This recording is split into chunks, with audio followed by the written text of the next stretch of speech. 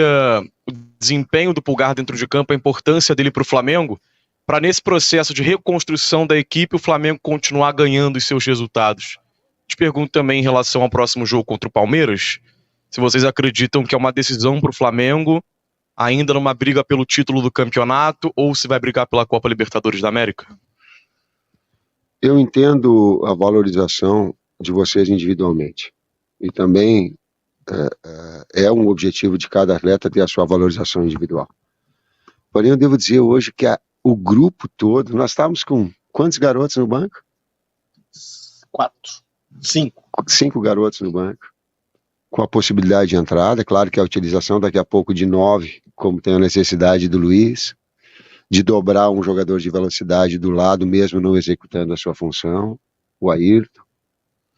Então, a importância é quando a gente colocou de todos os atletas, e eu entendo, e serve aqui a minha coletiva, entrevista coletiva, que eu entendo que todos os que não estão jogando é duro, é difícil para eles e é difícil para a família deles também. Mas saber que o futebol ele tem uma relação de conjunto, que daqui a pouco a necessidade ela vai te conduzir a tu ter um Rodrigo Caio trabalhando como primeiro meio-campista porque o jogo te pede. Tu vai ter a necessidade do Ayrton porque estava com um processo clínico de dobrar um lado. E aí tu vê um Arrascaeta que saiu do jogo, e se vocês olharem, o primeiro que sai vibrando no segundo gol é ele. Quando tu pega pequenos detalhes, tu começa a ver aquilo que a equipe vai trabalhando enquanto equipe, e que ele ficou contente, ele saiu do jogo, mas ficou contente com o segundo gol. Kleber, me ajuda.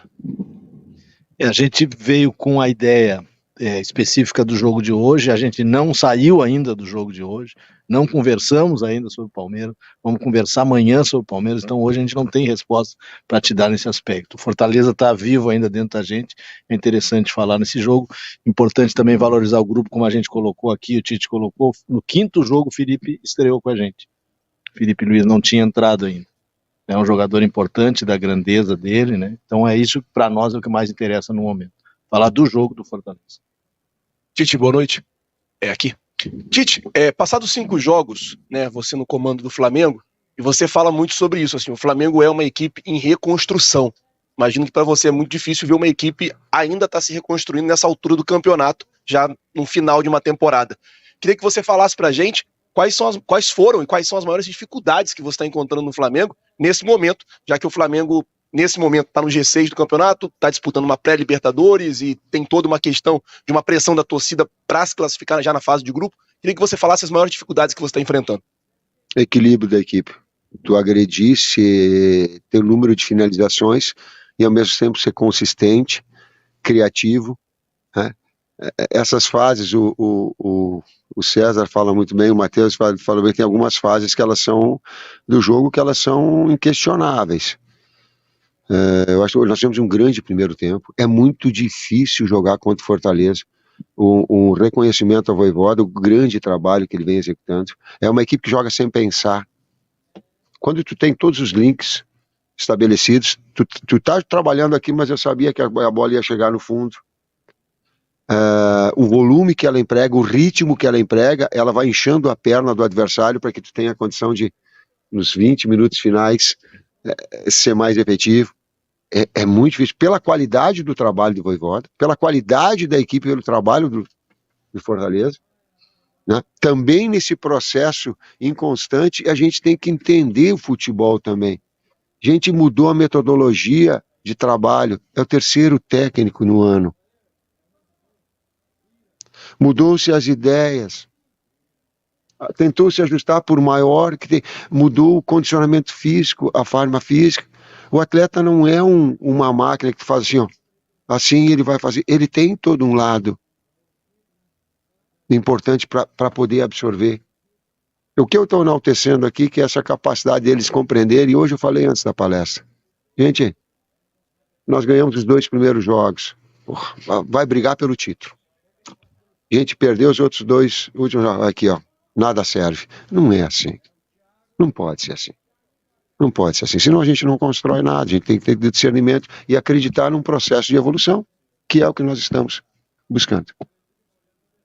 Boa noite, Tite. Boa noite, Kleber. Gabriel Orfa, canal Paparazzo Rubro Negro. Tite, nesses seus primeiros jogos pelo Flamengo, você utilizou o Rodrigo Caio 2 vezes, ele que não ganhou muitas oportunidades nem com o Sampaoli, nem com o Vitor Pereira. Nas 2 vezes que ele jogou com o senhor, ele atuou como volante. Queria saber como que você enxerga esse jogador que só tem contrato válido até o fim desse ano. E se você puder também responder uma outra pergunta, ainda falando do jogo do Palmeiras que o amigo ele falou, o Flamengo tem alguns desfalques contra o Fortaleza. Queria saber, óbvio que o ideal seria o Tanuri para falar isso, mas se você pode atualizar sobre esses desfalques por lesão. Tem o caso do Gabi, tem o caso do Wesley e até do próprio Ayrton Lucas, que jogou hoje, mas que não estava 100%. Obrigado. Nós queremos contar com todo mundo. Nós queremos contar com todo mundo e, inclusive, os atletas tiveram uma busca, sabe, nessa reta final da gente estar totalmente voltado, porque o objetivo é classificação direta para a Libertadores. É o objetivo da direção do clube que passou para mim quando nós fomos, é o objetivo nosso. Mas pode, mas... Tá, mas vamos partir da verdade, né? Vamos partir de sonhos todos nós temos, mas também risco nós temos de não classificar para a Libertadores. Vamos trabalhar de forma realista, vamos fazer jogo a jogo esse processo de evolução, inclusive dentro do próprio jogo, de estabilizar a equipe para ela não oscilar. Por quê? Porque ela está em reformação. E esse é um pedido que eu faço para o torcedor. Se eu tiver, não em relação ao Palmeiras, ela vai oscilar. Torcedor, tudo que a gente quer é dividir a alegria com o torcedor do Flamengo. Tudo que nos proporciona é dividir essa alegria. Mas que ele entenda que ele vai precisar ajudar a equipe, porque ela vai oscilar. Por quê? Porque o Cebolinha tá se afirmando agora, porque o Luiz está se afirmando agora, porque está dando uma sequência com um pivô, porque o Arrascaeta está encontrando essa melhor condição e essa evolução. Porque daqui a pouco não deu o Felipe, não deu Ayrton, deu o Felipe, e um é construtor, o outro é passar. Então dela entender também que nesses momentos que a gente vai precisar do torcedor na quarta-feira, porque ele vai oscilar,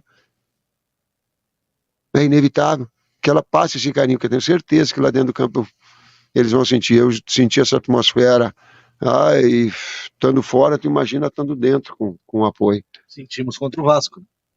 Sentimos contra o Vasco no Clássico e, como o Tite colocou, esperamos o nosso torcedor em peso quarta-feira para esse jogo importante. Torcedor em peso na quarta-feira para esse jogo importante. Boa noite, Tite. Aqui, Mário Kempis, do blog do Kempis. Bom revê-lo. Queria que você pudesse falar, o primeiro tempo você disse que o time foi bem, isso tem a ver também com o bom trabalho, o bom futebol que o Everton jogou hoje, e o segundo tempo, você não gostou? O que foi que houve? As diferentes etapas que o jogo tem, tu não vai ser dominar. Dominar, o que eu considero dominar? Ficar com a bola e criar oportunidades. Nós tivemos 60 e poucos % no primeiro tempo. E criamos oportunidades. Mas é inevitável, e aqueles 40% que o adversário tem, o que faz? O que nós vamos fazer? Vamos organizar, vamos defender, alto, médio ou baixo. E a equipe, ela acelerou muito, tal qual o Fortaleza, ela acelerou no primeiro tempo. Porque a gente queria, bate lá, bate cá. Porque também é a característica, por isso da colocação do Luiz, um jogador de velocidade, do Everton do outro lado.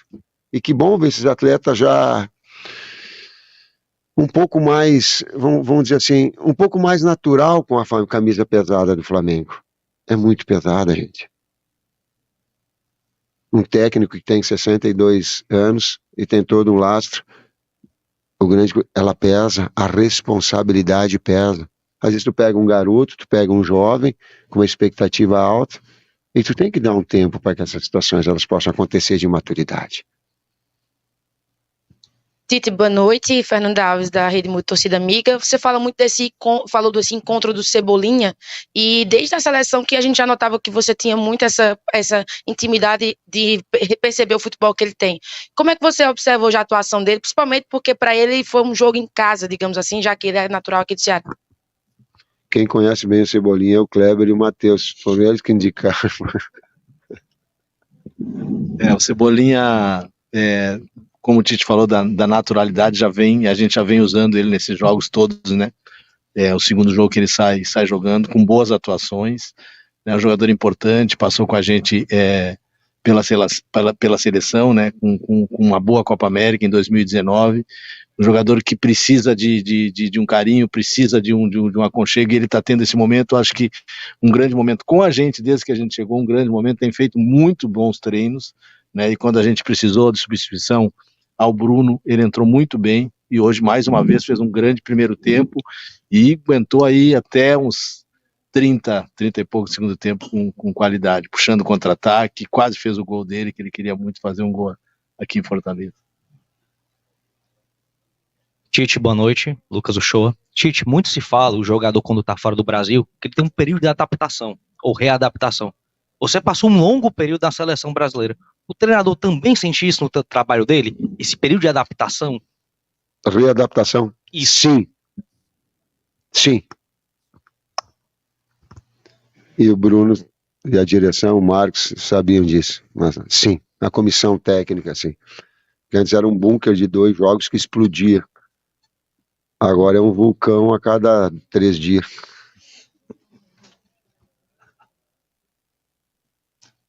Ó, última pergunta aqui, tá?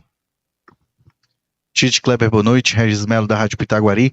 Queria saber de vocês, o jogo estava muito difícil na segunda etapa, né? E vocês colocaram Everton Ribeiro e Ayrton Lucas, não foi isso? E qual o objetivo de vocês, tático, naquele momento? Foi mais reforçar a defesa, ou vocês esperavam que o segundo gol pudesse sair também por aquele lado, né? O segundo gol também. Equilíbrio, tu dá uma consistência, porque ele começou a jogar com os 2 na última linha, pelo lado, mas tu dá o contra-ataque central. Quando tu arrasta, tu tem esses jogadores que possam fazer essa função, tu tem a articulação e a chegada na frente, porque também para jogar e buscar o gol de empate, ele também expunha espaços. É inevitável, na vida tu não ganha tudo. Marcou na frente, deu espaço atrás. No espaço atrás com o Luiz por dentro, para puxar a velocidade, para o Ayrton arrastar, a qualidade do Everton, ela também proporcionava esse ponto de equilíbrio. Dá consistência sem abrir mão de atacar. Ó, vou fazer só uma última aqui que o nosso amigo aqui. Tite, boa noite. Parabéns pela vitória. César. Kleber, perdão. Mauro Santana, do canal Mauro Santana. Falando novamente do Felipe Luiz, que já foi mencionado aqui, e foi decisivo na vitória de hoje. Um atleta que já conta com 38 anos. Esse ano ele conviveu com vários problemas físicos e que vem se preparando também para o pós-carreira, né? Ele que vem se preparando. E vários treinadores, né? Ele que foi seu jogador na seleção, inclusive treinadores adversários, enalteceram uma capacidade dele, que é uma espécie de técnico dentro de campo, que ele consegue ler a partida e orientar os seus companheiros. Como é que você encara a importância desse jogador e como você pretende aproveitá-lo, talvez até sobre a possibilidade, quem sabe no futuro, ser um colega seu, Kleber, aí na comissão técnica? Eu só quero pensar no Felipe dentro do campo. Era muito difícil nós deixarmos o Felipe Luiz, um jogador desse nível, desse porte, sem ter jogado nenhum minuto. Mas a gente pensa aquilo que o jogo pudesse se apresentar para que pudesse dar ele uma melhor condição. E o problema do Felipe não é a condição física. O problema do Felipe é o calendário, onde tem que jogar domingo, quarto domingo, aí esse é o problema. Mas tê-lo circunstancialmente ou periodicamente, com a qualidade que ele tem, é impressionante. Depois, eu sou suspeito para falar do Felipe. O caráter que ele tem é muito grande. Os valores morais, pessoais, família que ele tem é muito grande. Isso irradia. Essa liderança irradia. Muito bem, acompanhamos agora a entrevista coletiva com o técnico do Flamengo, o Tite, que fala ao vivo aqui na tela do Arena Web, mas nesse momento o Bruno Spindel vai entrar na sala e vai fazer um pronunciamento antes da gente finalizar aqui a nossa transmissão. Então vamos aguardar, ele está chegando aí na sala, vamos ouvi-lo, o que é que ele tem a falar nesse momento. O pronunciamento não é uma coletiva que ele vai fazer, é um pequeno pronunciamento e a gente vai poder acompanhar ao vivo nesse momento. Pode, né? Bom, primeiro boa noite a todos, boa noite nação rubro-negra. vim aqui fazer um pronunciamento sobre a arbitragem.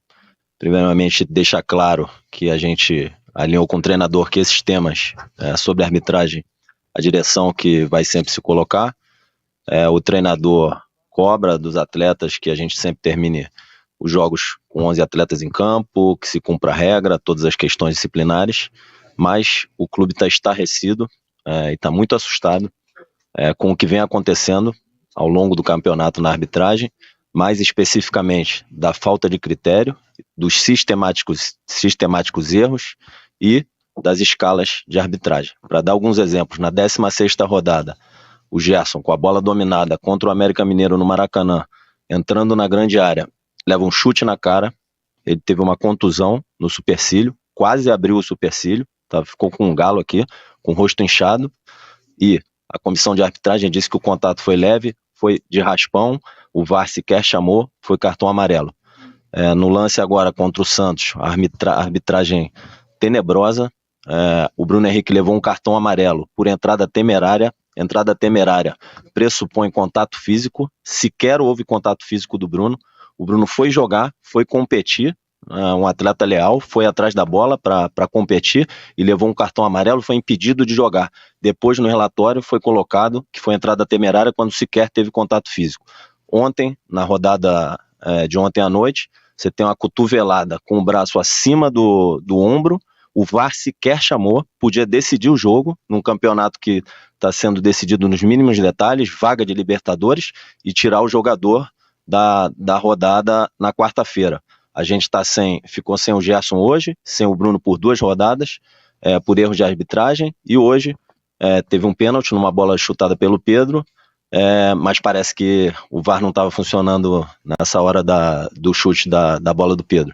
Então a gente fica assustado, inclusive, de um árbitro cometer um erro desse, como cometeu no lance do Bruno, que ele coloca no relatório entrada temerária, quando sequer houve contato, e ser escalado na rodada seguinte. Então a gente está muito assustado com os erros que vêm acontecendo da arbitragem, e a gente espera que medidas sejam tomadas para que a qualidade da arbitragem melhore, que esses erros não aconteçam mais e que o campeonato seja decidido dentro do campo e não fora.